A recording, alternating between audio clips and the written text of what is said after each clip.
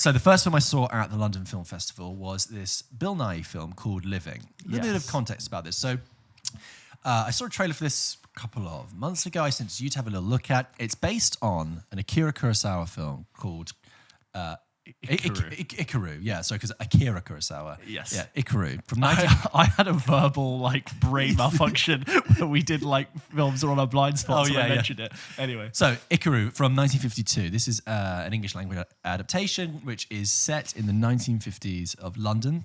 It's adapted by a South African filmmaker who the name escapes me and I'm sat here.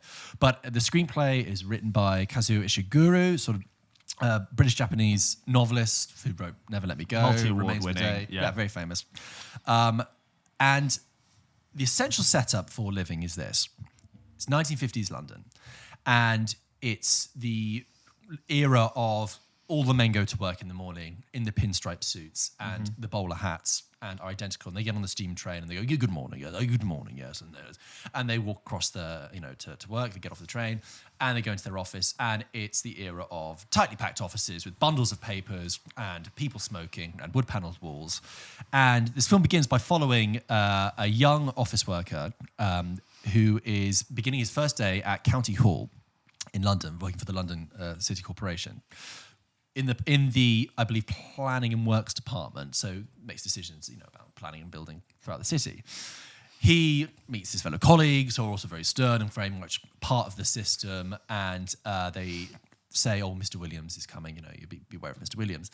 And Mr. Williams is of course played by Bill Nighy, who is wearing the sternest and frostiest and most minimal of Bill Nighy expressions.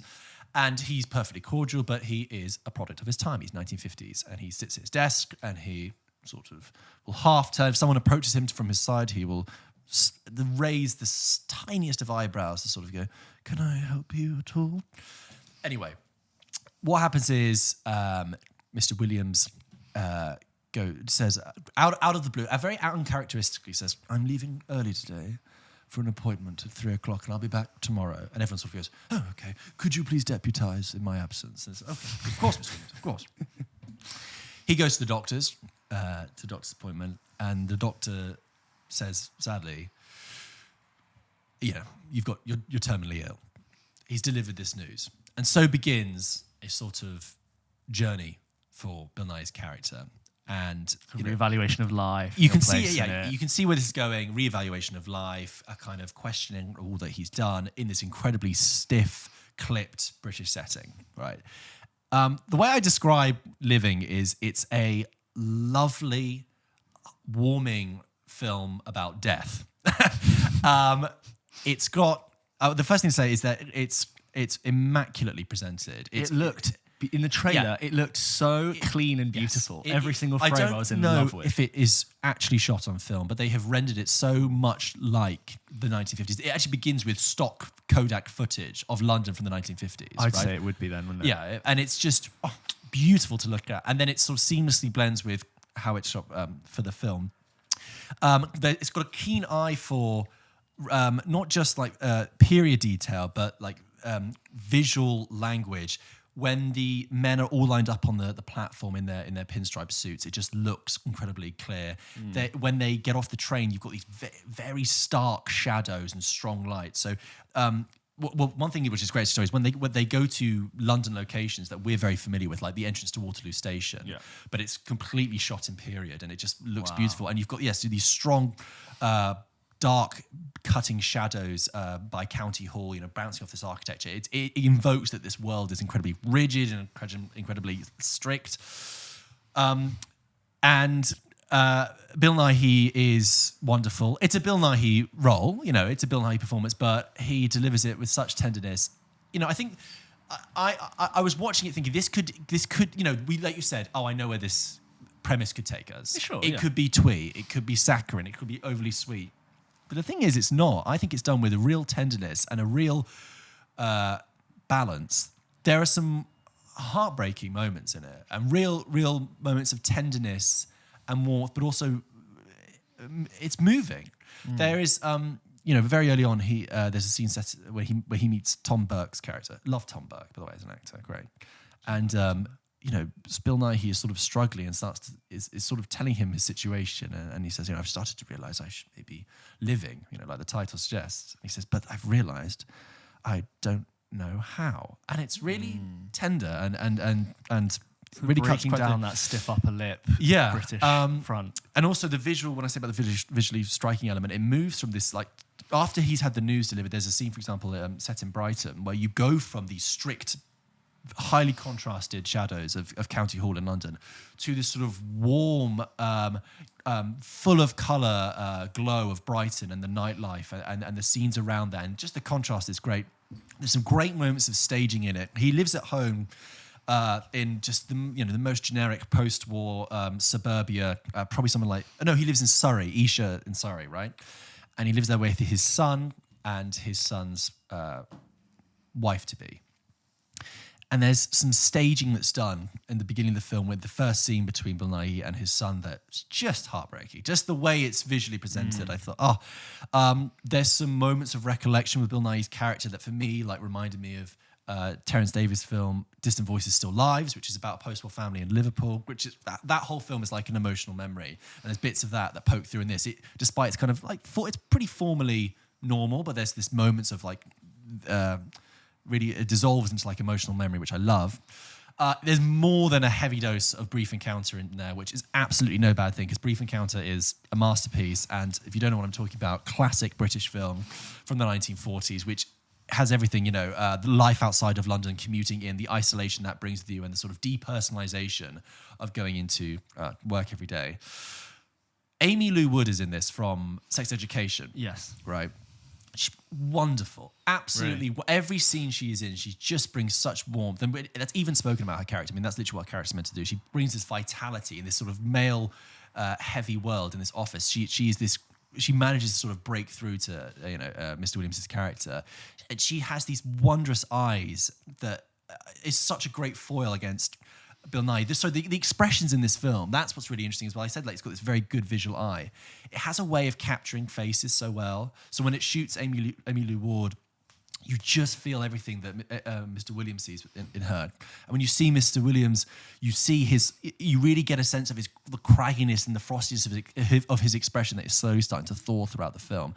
And with the other men in the office, it really has an eye for like the physiognomy of their faces and how each one almost represents a different like masculine ideal from the 50s.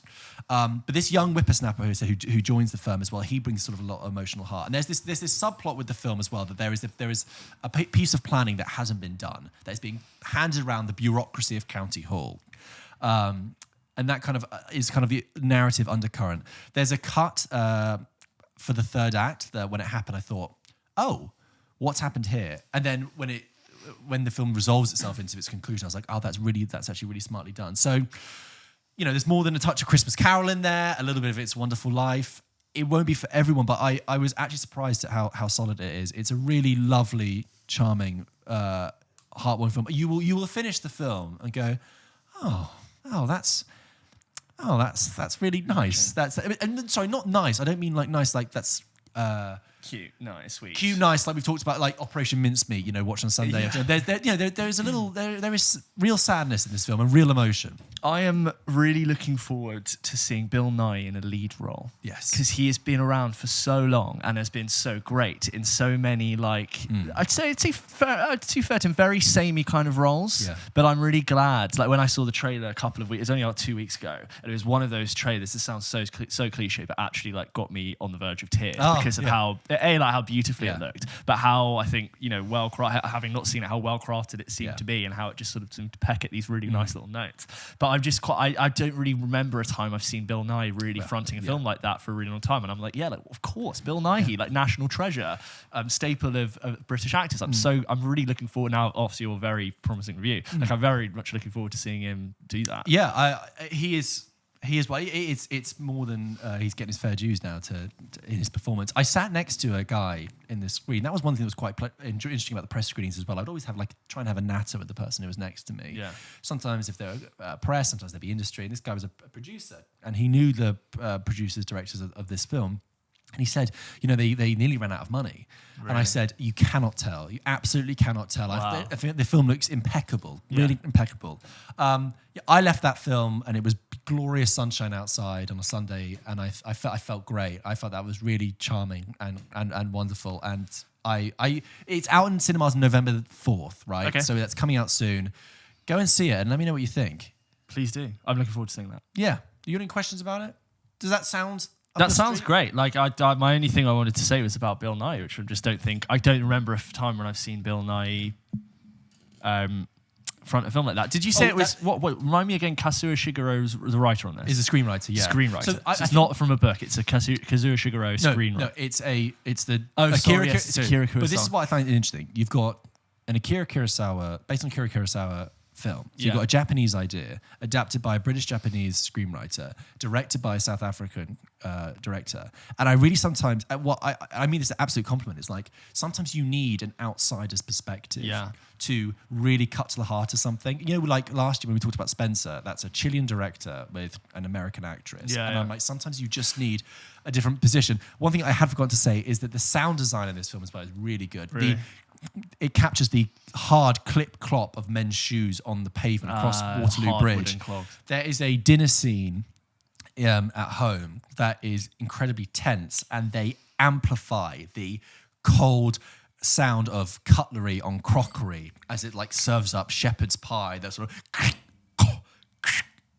And it just makes you feel uncomfortable. I think it's quite interesting to cross the idea, or take something that's a very Japanese cultural thing of being very sort of emotionally withdrawn and slightly stiff, and mixing that with something that's also very British. Yes. Like traditional Japanese is like you don't really show emotion, you don't want to do anything to put shame. And I think to actually merge those ideas and see a very interesting overlap is quite an interesting idea. Well, exactly. Or just look at a script and go, actually, this applies to 50s British culture. Yeah, the parallels of two, conservative with a small c. Yes. Conservative with a big C societies, withdrawn, repressed. Anyway, that's Living with Bill Nye. He's great. Amy Lou Wood. Oh, fantastic. Let me know what you think when you go see it, James. Let's do it. And if you have seen it, or you're going to see it, email us in and let us know. If you're watching this in a few weeks' time in the future, email to hello@popkitchenpodcast.com and let us know what you thought.